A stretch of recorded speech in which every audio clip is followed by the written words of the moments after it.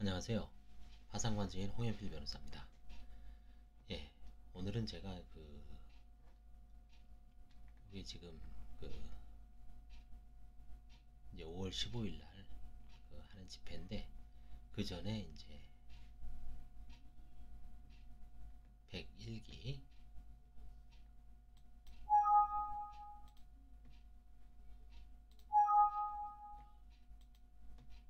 이게 몇 기인가요? 101기고, 예, 102기에 대해서 이제 오늘 제가 판정을 했습니다. 초안을 잡아서 판정을 했는데, 이거 한번 볼까요?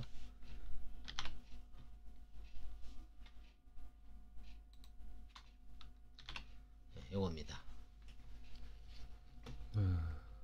총 신건 19건에 대해서 지금 판정을 했는데,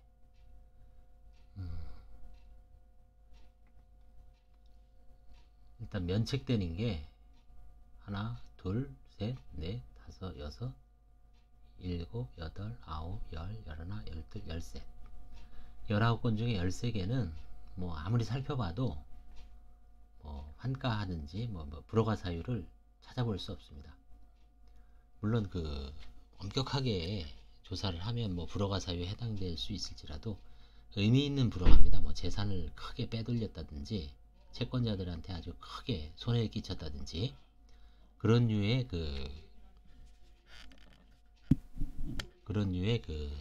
사건은 없었습니다. 다만 이제 소소하지만 상속 협의 분할 부인 사건이 하나 발생했습니다. 이거는 이제 2012년경에 아버님이 돌아가시고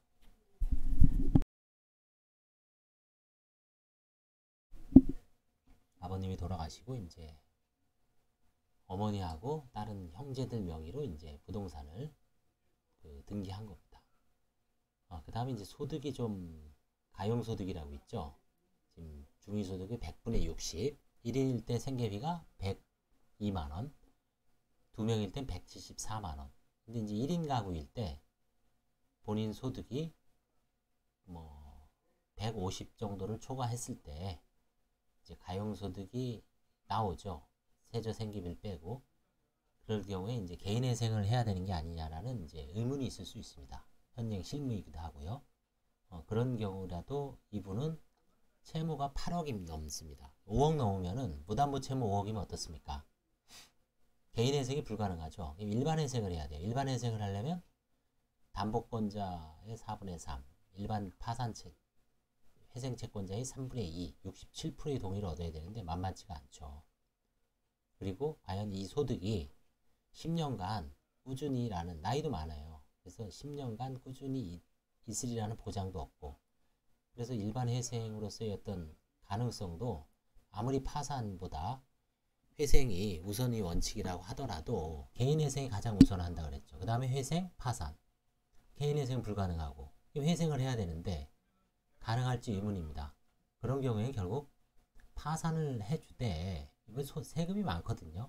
가용소득의 일부라도 환가를 해서 세금이라도 변제하고 종결을 하자, 이런 실무가 있을 수가 있습니다. 아직 확정된 건 아닌데 참고하십시오. 그 다음에 세 번째, 이분은 2018년경에 주택을 팔았습니다. 12억에. 한 6, 7억 정도가 남았는데 그 돈이 배우자, 사실혼 배우자입니다. 혼인신고를 안 한 분이에요. 그분이 다 가져갔다. 왜? 그 여자가 산 거니까 나는 명의만 빌려줬다. 일종의 부부간에는 명의신탁도 인정되거든요.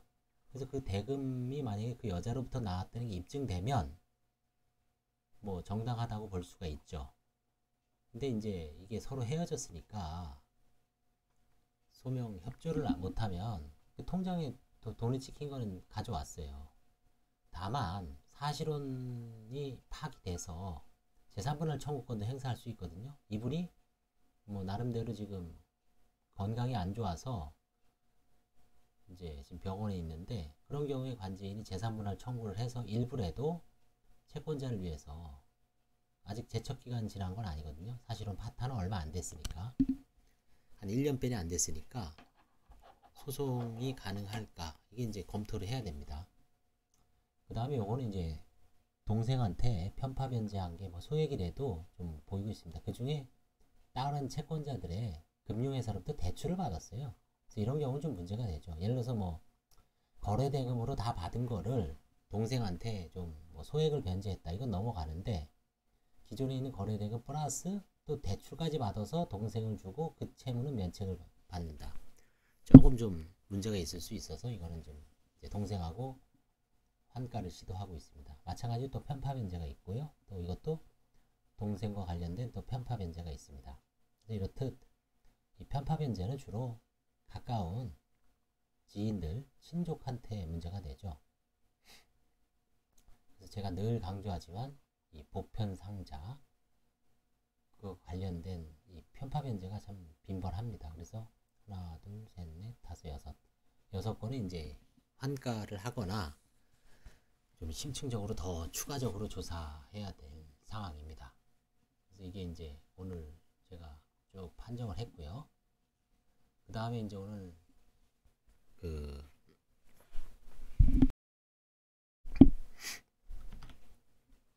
오늘 이제 103기 4월 13일이잖아요. 오늘 2시에 선고가 있었는데 여러분도 알다시피 지금 코로나 사태로 되게 지금 안 좋죠, 상황이. 그래서 원래는 이제 채무자를 제1호 법정, 서울해생법원 제1호 법정에다가 뭐 모이게 하면 80에서 90명, 많게는 한 100명, 옛날에 뭐 한 200명 가까이도 선고한 적이 있는데 되게 위험하기 때문에 결국은 법원에서는 이제 채무자를 모이지 말게 하라. 저희가 개별적으로 연락을 하고 판사님 오늘 선고를 했습니다. 2시에. 관제인도 안 갔어요. 그래서 송달을 받았고요. 지금 들어가 보니까 전자소송에서 오늘 선고한 19분에 대한 결정문이 지금 전자송달이 돼 있습니다. 채무자들의 대리인 사무실로도 아마 송달이 됐을 거예요. 뭐 이메일로 갔든지 아니면 우편으로 갔든지. 그래서 이제 선고 사실이 통보가 되면 저희는 이제 이번 주에 이제 저희 직원이 미리 다 파산 선고 사실을 알리고, 서울 같은 경우에 14가지를 줄었다 그랬죠. 14종의 서류를 낸 서류하고 맞춰서 그 중에 거의 한 3분의 2 정도는 냈지만 혹시 또 모르니까 안 낸 게 있을 수 있거든요. 그거를 체크를 해갖고 저희 사무실로 우편을 보내주면 당도하는 순간부터 제가 이제 전화로 뭐 휴대전화 아니면 유선전화로 채무자분들을 차분하게 물어서 한 20분 정도만 20-30분 정도 물으면, 스피커폰 정도 해놓고 20-30분 물으면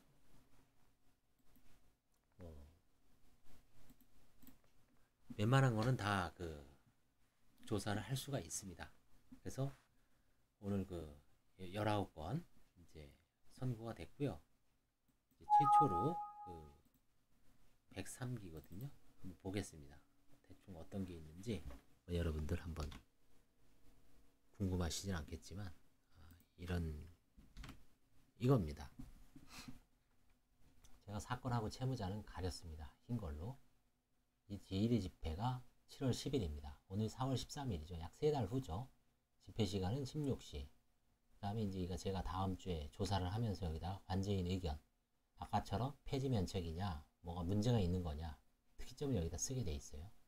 그 다음에 송달 현황, 이건 이제 7월 10일이니까 7월 3일까지 제출하거든요. 그러니까 그 시점에 미리 뭐 해봐야 의미가 없으니까 송달 안 된 걸 체크해서 또 채무자들한테 또 독촉을 해야 됩니다. 그래야 빨리 끝나거든요.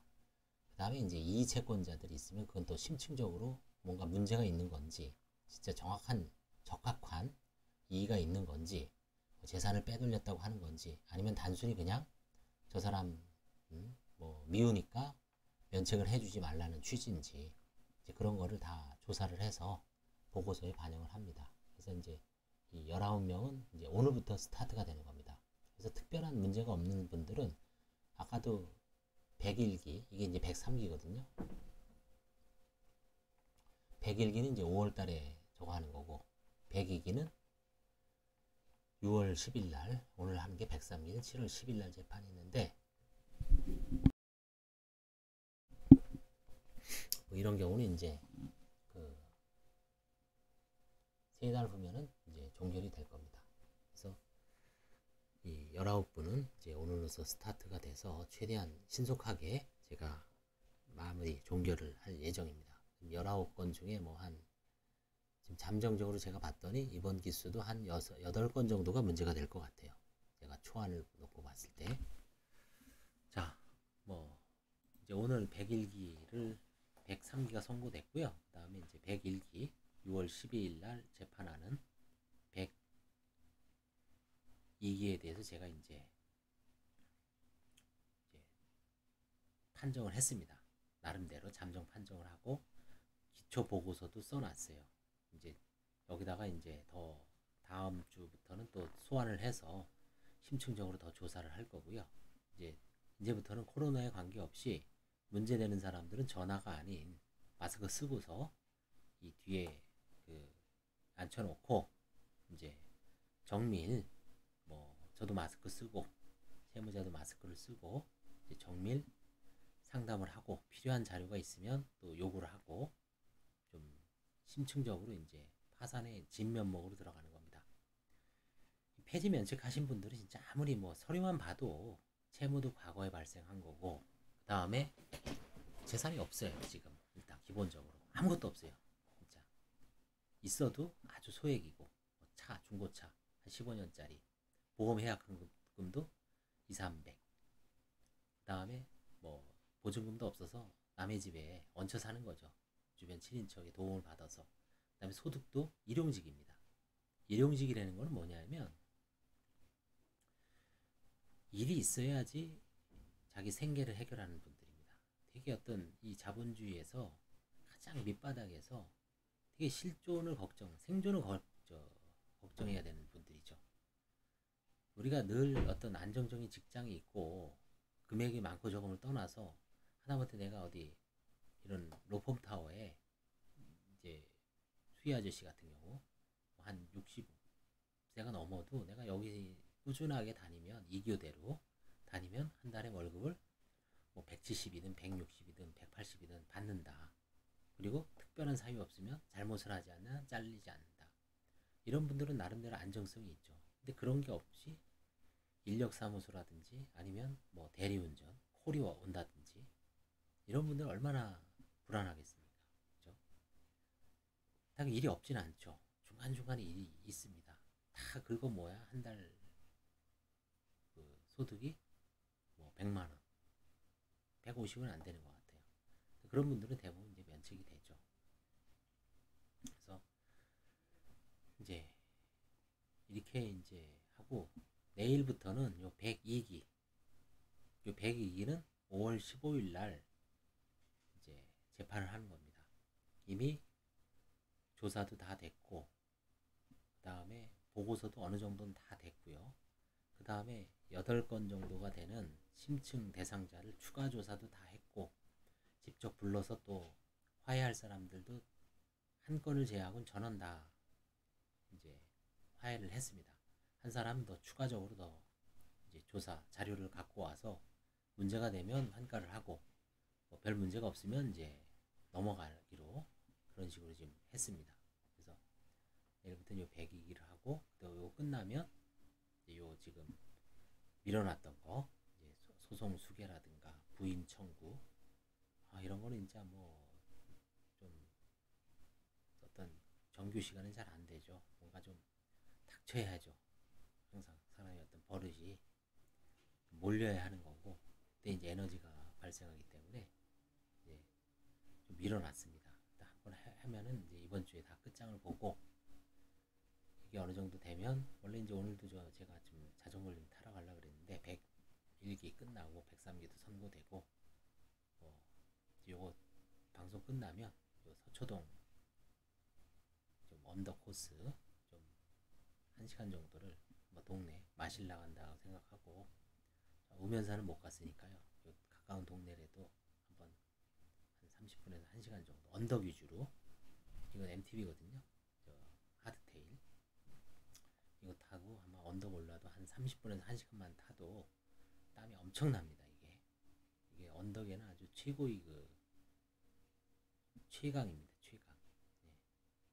웬만한 산은 뭐 이거면은 대부분 다 올라갈 수 있어요. 좀 산을 못 타시는 분들도 그 정도로 이게 일반 뒤에 있는 로드 자전거하고는 천지 차이가 납니다. 그 다음에 이제 오늘 마지막으로 하나 더 해드리고 싶은 것은 오늘 101기하고 103기를 하면서 이제 이 불가피한 일 때문에 해외에 거주하시는 분들이 있을 수가 있어요. 오늘 뭐 멀리 베트남에서도 전화가 오셔서 참 어려운 사정 때문에 빨리 파산을 해야 되는데 요즘 코로나 때문에 들어오질 못하고 있죠. 들어오더라도 14일간 뭐 격리해야 되죠. 그럼 하루 벌어서 하루 먹고 사는 사람이 14일간 갇혀 있다고 보십시오. 또 베트남 가면은 또 마찬가지죠. 한국에서 왔다는 이유로 또 14일 또 그럼에도 불구하고 10년 전의 채무를 해결은 해야 되겠죠. 계속 친인척으로 날아오니까. 그래서 그 부분은 제가 이제 자세한 어떤 플로어를 말씀드렸는데 외국에 있다 그래서 파산 선고를 못 받는 건 아닙니다. 이제 제가 여러 가지 케이스가 있습니다. 일단 알기 쉽게 아까 페이스북에도 썼지만 하나하나 말씀드릴게요. 2019년 10월 달에 파산 선고로 배정받은 분이 있습니다. 그래서 연락을 드렸더니 방콕에 있다. 태국. 뭐 하시냐? 여행 가이드 계세요. 그러니까 과거에 무슨 여행사라든가 이런 관련 업무를 하다가 주저앉은 거죠. 뭐 메르스라든가 여러 가지 세월호 때문에 안 좋았잖아요. 그 당시 2014년도. 그래서 이분이 폐업을 하고 배운 게 그거라고 뭐 동남아 쪽 이제 여행사 한국 많이 가잖아요. 거기서 현지 가이드 하시는 겁니다. 가이드 해서 무슨 뭐 떼돈을 버는 것도 아니죠. 그냥 근근히 먹고 사는 거죠. 근데 이제 잠깐 들어왔을 때 파산 신청을 하고 선고 때는 나와야 되거든요.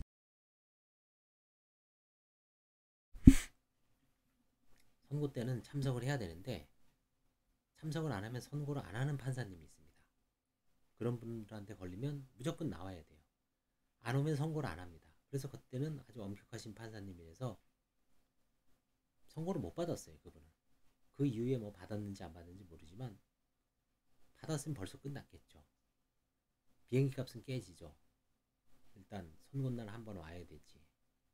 관제인한테 한번 그때 코로나 사태 전이었으니까 얼굴 뒤밀어서 한번 조사를 해야지. 한 2번 정도. 그 다음에 마지막 날 한번 3번 정도로 와야 되거든요. 그래서 이제 그런 케이스가 있습니다. 선고날 꼭 와야지 파산 선고가 되는 그런 거를 엄격한 원칙을 유지하는 판사님이 있고요. 그 다음에 이제 지금은 어떻습니까?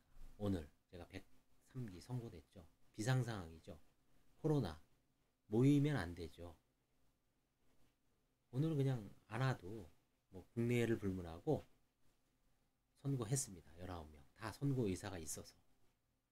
지금 이제 코로나 때문에 그 다음에 지금 제가 아까 그 5월 오늘 그 101기 102기 판정한 것 중에 미국 채무자의 얼굴을 못 보고 일단 그것도 선고를 했고 조사를 했지만 그분은 이제 좀 뭔가 문제가 있는 분인데 미국에 계신 분이 있어요. 와야죠. 미국 플로리다인가 있어요.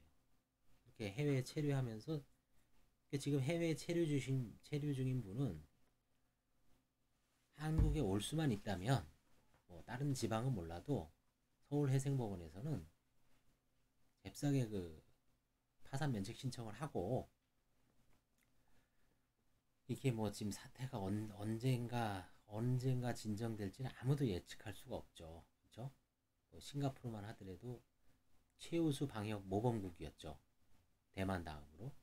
근데 어떻습니까? 계약하는 바람에 애들 막 집단 감염되고 그랬죠. 우리나라도 지금 뭐 온라인 계약을 하고, 그렇죠?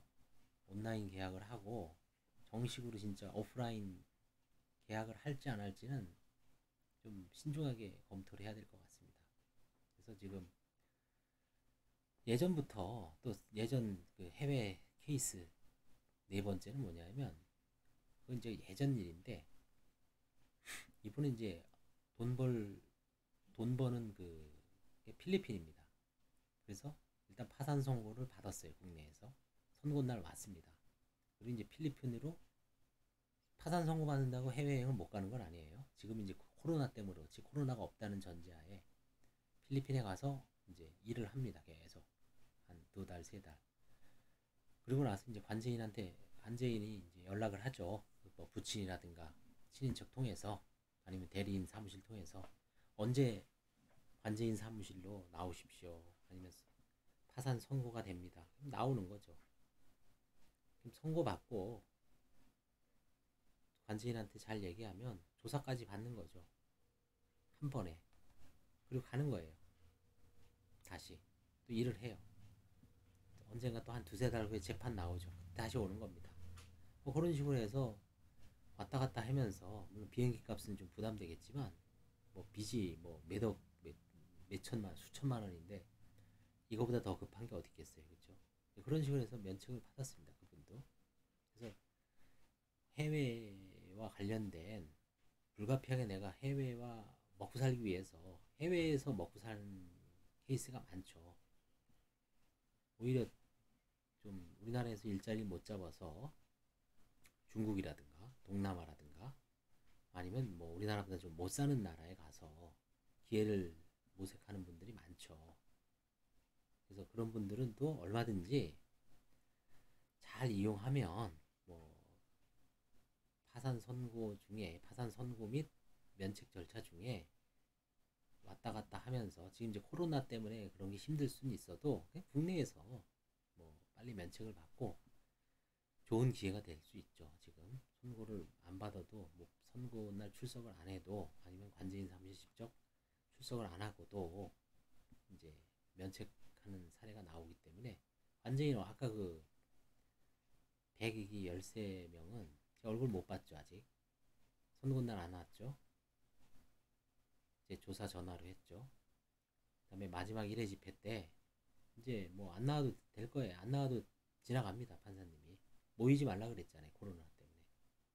그래서 해외와 관련된 업무에 종사하시는 분들도 처지에 따라서 빨리 서울해생법원에다가 파산 면책 신청을 하고 일 봐가면서, 돈 벌면서, 생계를 유지하면서 적절하게 관제인 조사 받고, 그 다음에 제1회 집회 때 출석을 하고, 뭐 시간 지나가면 면책이 될 겁니다.